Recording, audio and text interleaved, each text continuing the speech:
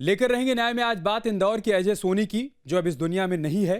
TB के मरीज अजय को पुलिस ने ब्राउन शुगर बरामदगी के आरोप में गिरफ्तार कर जेल में डाल दिया था, जहां तबीयत बिगड़ने के कारण अजय की मौत हो गई। जिसके बाद अजय की बहन राधिका ने पुलिस पर अपने भाई को झूठे केस में फंसाने का आरोप लगाते हुए शिकायत दर्ज कराई। सुनवाई नहीं होने पर राधिका ने जिला न्यायालय इंदौर में गुहार लगाई। अब न्यायालय ने आरोपी पुलिसकर्मियों के खिलाफ जांच के आदेश दिए हैं। आज इसी मुद्दे पर करेंगे चर्चा, लेकिन सबसे पहले आपको एक रिपोर्ट दिखाते हैं।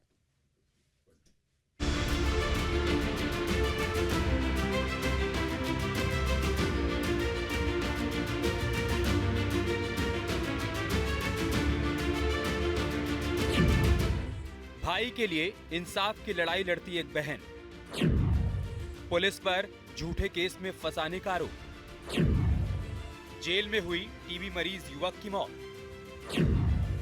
पुलिस पर कस्टडी में ज्यादती का आरोप। इंदौर में कानून की रखवाली करने वाली वर्दी पर एक बार फिर गंभीर सवाल खड़े हो गए। ब्राउन शुगर के आरोप में पकड़े गए गंभीर रूप से बीमार युवक की जिला जेल में मौत के बाद सामने आए आरोपों ने पुलिस कार्रवाई की प्रक्रिया, गिरफ्तारी की वैधता को लेकर नई बहस छेड़ दी है। मामला 15 नवंबर 2024 का है। आरोप है कि जिस युवक को पुलिस ने घर से उठाया था वो टीबी का मरीज था। उसकी बहन राधिका सोनी ने 23 मई 2025 को पुलिस कमिश्नर को शिकायत सौंपी और पुलिस पर भाई को झूठे केस में फंसाने का आरोप लगाया था। शिकायत में भारतीय न्याय संहिता की धारा 115(2), 127(2), 140(3), 201, 217, 229, 233, 238, 257, 308(6), 61(b) और एनडीपीएस एक्ट की धारा 58 के तहत एमआईजी थाने के 9 पुलिसकर्मियों को आरोपी बनाया गया। पीड़ित परिवार का दावा है कि युवक को बिना एफआईआर घर से उठाया गया, अवैध वसूली की गई और बाद में झूठे एनडीपीएस केस में फंसाया गया। कार्रवाई नहीं होने पर राधिका ने जिला न्यायालय इंदौर में 8 जनवरी 2026 को परिवाद पेश किया, जिसके बाद कोर्ट ने जांच के आदेश दिए हैं। मुख्य रूप से जो पीड़िता का आरोप है वो प्रवीण के खिलाफ है।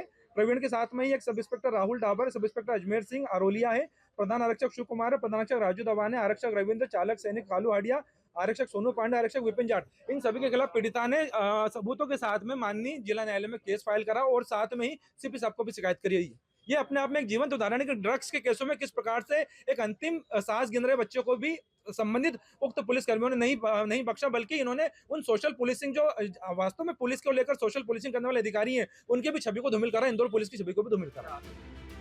पीड़िता ने न्यायालय को बताया कि उसके भाई अजय सोनी को शासकीय टीबी अस्पताल इंदौर से छुट्टी दिलाकर घर लाया गया था। इसी दौरान 15 नवंबर 2024 को एमआईजी थाने के 6 पुलिसकर्मी पीड़ित के घर पहुंचे। बिना एफआईआर जबरन घर में घुसकर तलाशी ली और अजय को जबरन अपने साथ ले गए। आरोप है कि प्रवीण सिंह नाम के एक पुलिसकर्मी ने अजय को छोड़ने के एवज में 40,000 रुपए की मांग की, लेकिन पैसे नहीं दे पाने पर ब्राउन शुगर की बरामदगी दिखाकर अजय को जेल में डाल दिया। 12 दिसंबर 2024 को जेल में ही अजय की मौत हो गई। लेकर रहेंगे न्याय में आज हम जानेंगे खाकी द्वारा किसी को झूठे मुकदमे में फंसाने पर क्या कहता है हमारा कानून। Team news stick.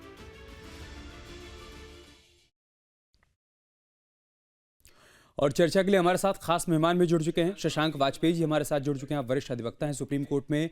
Ram Prakash Choubey जी जुड़ चुके हैं, वरिष्ठ अधिवक्ता हैं सुप्रीम कोर्ट में। राधिका जो कि पीड़ित की बहन है वो भी हमारे साथ जुड़ चुकी हैं। डॉक्टर रूपाली पीड़ित पक्ष की वकील है, आप भी हमारे साथ जुड़ चुकी हैं। बहुत बहुत स्वागत है आप सभी का इस चर्चा का हिस्सा बनने के लिए। शुरुआत में शशांक जी आपसे ही कर रहा हूँ। इस पूरे केस में एक बार नहीं कई बार कानून की धज्जियां उड़ाई गई।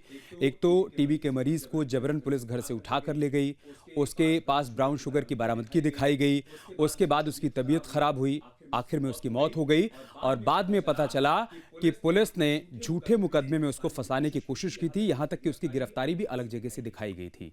क्या कहेंगे आप इस पर? देखिए, मैंने इस मुकदमे को जितना टीवी के माध्यम से देखा है और उसके बाद न्यूज़पेपर में पढ़ा है, उसके बाद स्पष्ट है कि जो कार्रवाई की जा रही है, जिसमें 11 सेक्शंस में उनके लिए एफआईआर के लिए रिक्वेस्ट की गई है, कोर्ट में अर्जी दी गई है, निश्चित रूप से मानवाधिकार अधिकारों का उल्लंघन हुआ है। सुप्रीम कोर्ट की जो मल्टीपल गाइडलाइंस हैं, मल्टीपल केसेस में अरेस्ट की गाइडलाइंस हैं, उनका उल्लंघन हुआ है और इस तरह के मरीज को जहां इमीडिएट मेडिकल हेल्प की रिक्वायरमेंट थी उसको अरेस्ट करना, और उसके बाद जो टाइम ऑफ अरेस्ट है और टाइम ऑफ डिटेंशन है और टाइम ऑफ ले जाना है, वो तीनों को अलग अलग रूप में ले जाने के बाद घोरतम लापरवाही की गई है। निश्चित रूप से मामला कोर्ट के संज्ञान में है और स्पष्ट रूप से इस पर स्पष्ट बहुत मजबूत कार्रवाई होगी। पर प्री दिस एक चीज़ और होनी चाहिए थी कि इन लोगों को सस्पेंड कर देना चाहिए था, एसएसपी को कार्रवाई करनी चाहिए थी, जो अभी तक नहीं हुई है। इनकी बहन ने जो कार्रवाई के लिए पत्र दिया है उस पत्र के ऊपर भी यथाशीघ्र कार्रवाई करके एसएसपी को और जो सीनियर पुलिस ऑफिसर्स हैं उनको इन्वेस्टिगेट करके कार्रवाई जरूर करनी चाहिए।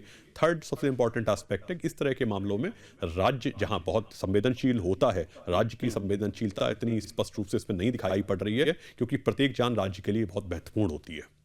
ठीक है रामप्रकाश जी, ये पुलिस की लापरवाही का मामला लग रहा है या पुलिस की मनमानी का मामला लग रहा है? पीड़ित पक्ष की तरफ से जितने भी तर्क दिए गए हैं वो तो यही बता रहे हैं कि पुलिसकर्मियों ने इसमें पूरी तरीके से मनमानी की और बाद में अपने आप को बचाने के लिए केस में अपनी तरीके से मनगढ़ंत कहानियां भी रची हैं। सर, सबसे पहले तो आपका बहुत बहुत धन्यवाद, आपने मुझे आमंत्रित किया। सर, ये पूरा जो मामला है वो custodial violence, abuse of power and violation of article 21 का है। जब भी कोई व्यक्ति किसी भी अपराध में गिरफ्तार किया जाता है तो ये प्राइमरीली रिस्पॉन्सिबिलिटी है गिरफ्तार करने वाले पुलिस अधिकारी की कि उसकी मेडिकल जांच करे। और उस देखिए, इसमें इस पूरे मामले में कहा जा रहा है कि वो टीबी का मरीज था, इसकी जानकारी पुलिस अधिकारी को थी या नहीं, जानकारी हो या ना हो, इसके बावजूद भी प्रत्येक व्यक्ति का किसी अपराध के अभियोग में गिरफ्तार किया जाता है, उसकी जांच, मेडिकल जांच होनी चाहिए। और अगर जांच के दौरान ये पाया जाता है कि उसको मेडिकल हेल्प की जरूरत है तो उसको तुरंत जो है मेडिकल हेल्प जो है प्रदान की जानी चाहिए। इस संदर्भ में माननीय उच्चतम न्यायालय के अनेक जजमेंट हैं, जिसमें DK Basu versus state of West Bengal 1997 का, उसमें सुप्रीम कोर्ट ने ये कहा था कि गिरफ्तारी के समय मेडिकल जांच अनिवार्य है और बीमार व्यक्ति अगर है तो सबसे पहले उसका इलाज किया जाना चाहिए। और अगर ऐसा नहीं किया जाता है तो ये माना जाएगा कि ये इलीगल डिटेंशन है। तो जो इंदौर की घटना में जो भी हुआ है वो इलीगल डिटेंशन था और व्यक्ति की जो डेथ हुई है वो कस्टोडियल डेथ थी। जिन भी पुलिस अधिकारियों ने उनको गिरफ्तार किया है, जो भी इस पूरे मामले में जो गिरफ्तारी से संबंध में है, उनके खिलाफ, जैसे माननीय एडवोकेट महोदय इसके पहले जो बात कर रहे थे, उन्होंने बिल्कुल सही बात कही कि इन लोगों के खिलाफ विभागीय जांच होनी चाहिए और इनको तत्काल प्रभाव से निलंबित किया जाना चाहिए। ओके, राधिका भी हमारे साथ जुड़ी हुई हैं। राधिका, क्या हुआ था? क्यों आपके भाई को पुलिस ने गिरफ्तार किया? क्यों उनके पास से ब्राउन शुगर की बरामदगी दिखाई? और उसके बाद आप लोगों की तरफ से ये बात भी कही जा रही है, आरोप लगाए जा रहे हैं कि कुछ पैसे की मांग भी की गई और जब पैसे आप लोग नहीं दे पाए उसके बाद पुलिस ने मनगढ़ंत तरीके से केस बनाया। क्या हुआ था? सर, मेरा भाई टीबी का पेशेंट था, तो हमारे यहाँ पर वो मतलब लेटा था, उसको मतलब डॉक्टर ने तो जवाब दे दिया था और ये पुलिस के कुछ चंद पैसों के चक्कर में, एक लालच के चक्कर में उनने झूठा केस बना के मेरे भाई को उनने गिरफ्तार करा। और सुबह हमारे यहाँ से ले जाने के बाद उनने हमको ये बोला कि हमने शाम को पकड़ा है। पुलिस आपके भाई को आपके घर से लेकर गई, आप ये बता रही हैं, सुबह के टाइम लेकर गई और गिरफ्तारी लेट नाइट दिखाई गई।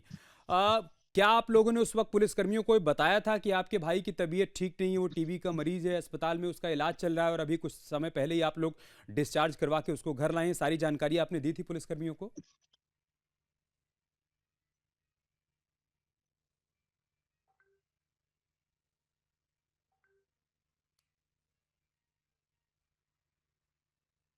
ठीक है राधिका, आपकी आवाज़ नहीं आ पा रही है, आपकी आवाज़ नहीं पा रही है, हम उसको दुरुस्त करवाते हैं। डॉक्टर रूपाली भी हमारे साथ जुड़ी हुई हैं, आपकी वकील हैं वो। डॉक्टर रूपाली, हम आपसे समझना चाहेंगे कि जब ये केस आपके पास आया तब आप लोगों ने किस तरीके से इसकी जांच पड़ताल की और कैसे आप लोगों ने ये माना और ये पाया कि इसमें पुलिस की तरफ से मनमानी की गई है और फिर न्याय की लड़ाई को आपने आगे बढ़ाया?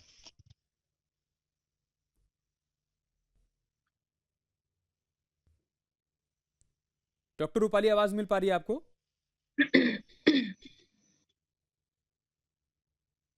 ठीक है, उनसे हमारा संपर्क नहीं हो पा रहा है।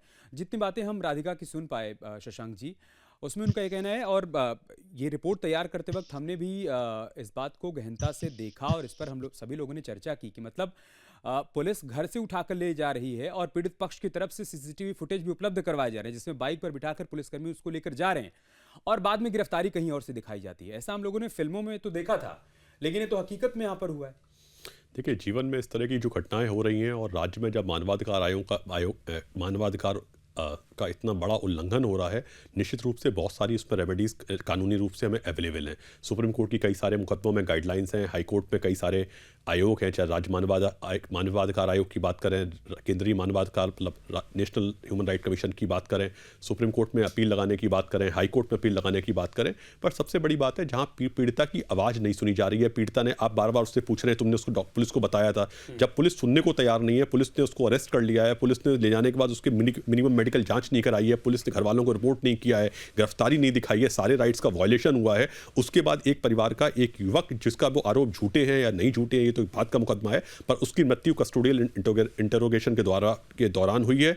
निश्चित रूप से पुलिस की घोरतम लापरवाही है। उसको अपना कंपनसेशन के लिए, उसको पुलिस के खिलाफ कार्रवाई के लिए, उसको अपने आप को निर्दोष साबित करने के लिए मुकदमे दाखिल करने चाहिए और अपने पक्ष को निष्ठा के साथ और गंभीरता के साथ रखते हुए जीतने की तरफ कार्रवाई करनी चाहिए और राज्य को इस पर यथाशीघ्र इसके ऊपर कार्रवाई करनी ही चाहिए। इसके समय कोई विकल्प नहीं है। ठीक है, हमारे सहयोगी आशीष भी इंदौर से हमारे साथ जुड़ चुके हैं। आशीष, बताइए कि पूरा मामला क्या है और अब जबकि कोर्ट की तरफ से आदेश दिया गया है कि पुलिसकर्मियों के खिलाफ जांच हो, तो जांच कहां तक पहुंची है और कार्रवाई क्या हो रही है इस मामले में? जी देखिए, ये इंदौर के एमआईजी थाना क्षेत्र का पूरा मामला है, जहां पर 15 नवंबर 2024 को एमआईजी थाने के 6 पुलिसकर्मी थाना क्षेत्र के एक युवक के यहाँ जाते हैं और उसको ब्राउन तस्कर के मामले में घर से उठा लाते हैं, साथ ही उसकी गाड़ी भी ले आते हैं। लेकिन जिस युवक को वो उठा के लाते हैं वह युवक टीवी का मरीज़ था। उसके बाद वह जिस तरीके से उसके पीड़ित के परिवार वालों ने भी हाथ पैर जोड़े पुलिसकर्मी के, लेकिन 6 की 6 पुलिसकर्मी नहीं मानते हैं और उस युवक को थाने ले आते हैं जिस तरीके से जैसे क्योंकि वह जो युवक था वो एक टीबी का मरीज़ था। उसके बावजूद उसके पिता और उसकी बहन थाने पहुंचती है। थाने पहुंचने के बाद पूरी तरीके से मामले की जांच करती है, तो वहां के थाने के पुलिसकर्मियों का कहना रहता है कि यह ब्राउन तस्कर के मामले में हमने इसको हिरासत में लिया है। उसके बाद जब उसके परिजन हाथ जोड़ते हैं कि ये टीबी का मरीज है, डॉक्टर ने इसकी सेवा करने को बोला है, उसके बावजूद भी पुलिसकर्मी नहीं मानते। जैसे वह लेन देन की बात करते हो, 40,000 रुपये की मांग युवक के परिजन से करते हैं, लेकिन उन्होंने जैसे तैसे करके 25,000 रुपये पुलिसकर्मियों को दिए। उसके एवज में पुलिसकर्मियों ने उसको युवक की एक्टिवा वापस कर दी, लेकिन उसके बावजूद भी 9 से 10 ग्राम अवैध मादक पदार्थ के साथ युवक को गिरफ्तार कर उस पर केस बनाकर उसको जेल भेज दिया जाता है और फिर अगले ही महीने में उसको प्रॉपर इलाज नहीं मिलने से उसकी मौत हो जाती है। उसके बाद पूरे ही मामले को लेकर पीड़िता ने वरिष्ठ अधिकारियों को प्रूफ के साथ शिकायत की। पुलिस कमिश्नर ने पूरे मामले को संज्ञान में लेकर जांच एमआईजी थाना पहुंचा दी, लेकिन जांच में पुलिस ने लीपापोती करके पूरे मामले को ठंडा कर दिया। तो यह पूरा मामला 2024 का बताया जा रहा है। ओके, डॉक्टर रूपाली, न्याय की इस लड़ाई को कैसे आप लोगों ने आगे बढ़ाया? क्या क्या तर्क, क्या दलीलें आप लोगों की तरफ से पेश की गई कोर्ट में? अब जबकि कोर्ट ने जांच का आदेश दिया है तो अपडेट क्या है, क्या कार्रवाई हो रही है?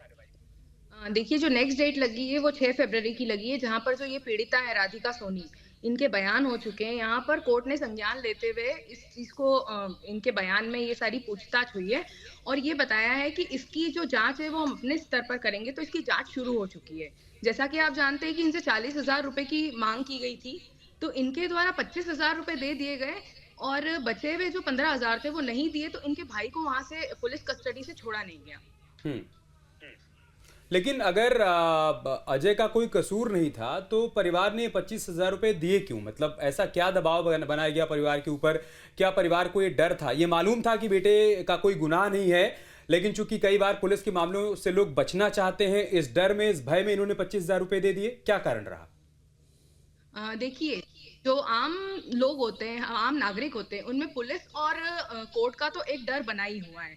तो इससे बचने के लिए कई बार ये लोग ये ऐसा सोचते हैं कि हमें कोर्ट कचहरी नहीं जाना पड़े, तो इसी को लेकर कई बार दबाव में आकर जो आम जनता है, आम नागरिक है, वो पुलिस को पैसे देने के लिए मजबूर हो जाती है। भले ही उनके पास पैसे ना हो तो वो कहीं से भी इंतजाम करके पुलिस को ये पैसे देने के लिए मजबूर हो जाती है। हम्म। तो इसी दबाव के चलते ये जो राधिका सोनी की फैमिली है, इन्होंने पुलिस को 25,000 रुपए दिए थे कहीं से भी व्यवस्था करके।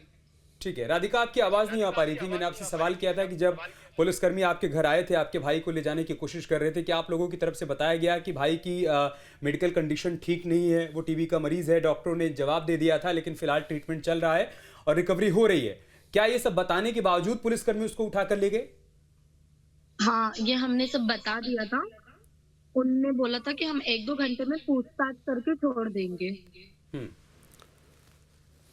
जिस पुलिसकर्मी का आप बार बार नाम ले रही हैं, राधिका, या फिर आपके घर वालों की तरफ से किसी प्रवीण नाम के सिपाही की बात कही जा रही है, नाम लिया जा रहा है, क्या कोई व्यक्तिगत दुश्मनी थी? क्या पहले का कोई मामला था जिसकी वजह से आपके भाई को वो उठा कर ले गए, या फिर सब कुछ अचानक से हुआ?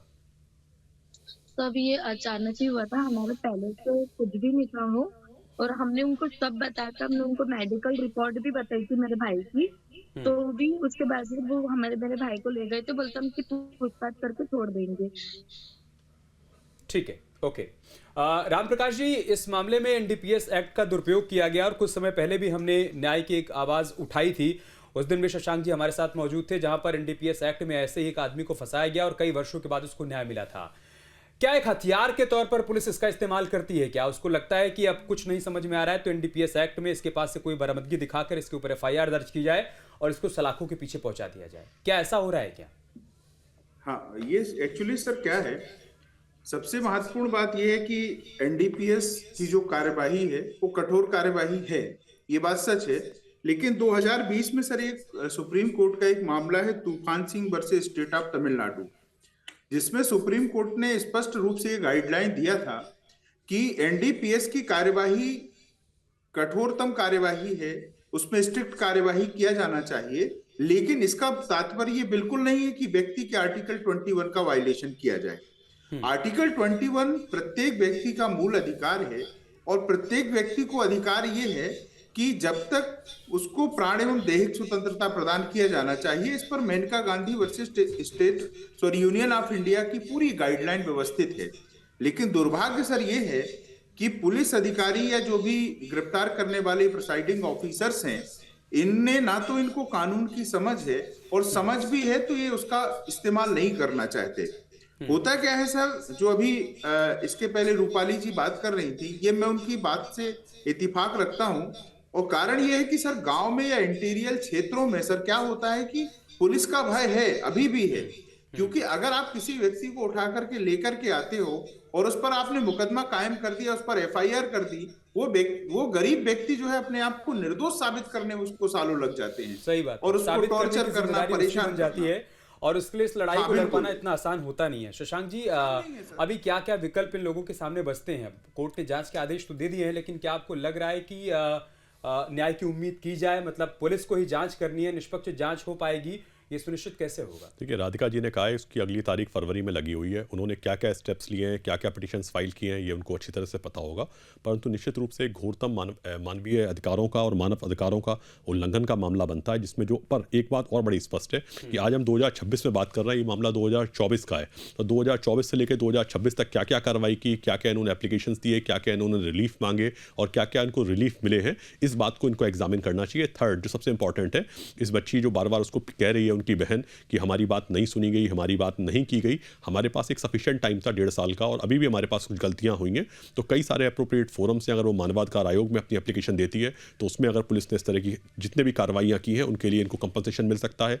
उसके बाद राज्य में पुलिस के खिलाफ जो कार्रवाई हो सकती है वो कार्रवाई होगी। राज्य से भी कंपनसेशन ले सकते हैं, मानवाधिकार के तहत भी एक कंपनसेशन ले सकते हैं। पुलिस ने जो इनके साथ अपराध किए हैं उसके लिए इनको सजा का प्रावधान बिल्कुल स्पष्ट रूप से है और इस तरह की आगे कार्रवाइयां ना हो, इसके लिए एक मैसेज भी जाना चाहिए।